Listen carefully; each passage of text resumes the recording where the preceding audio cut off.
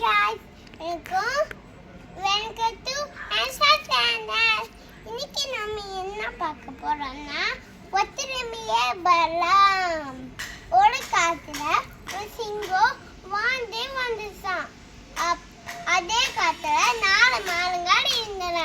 ஒரு நாளைக்கு இந்த சிங்கத்துக்கு உமா பட்டுச்சான். அதனால 4 மானுங்கள் வேட்டையாட போனலாம். எல்லா மானுங்களும் பெருசா ஒற்றுமையா இருந்ததுனால ஒன்றும் பண்ண முடியல.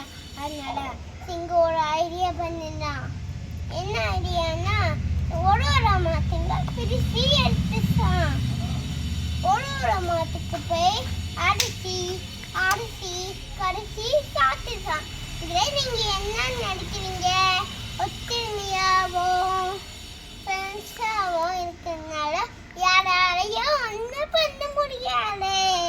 அதனால நீங்க எல்லாரும் ஃப்ரெண்ட்ஸா இருங்க, ஒற்றுமையாவும் இருங்க. Bye guys.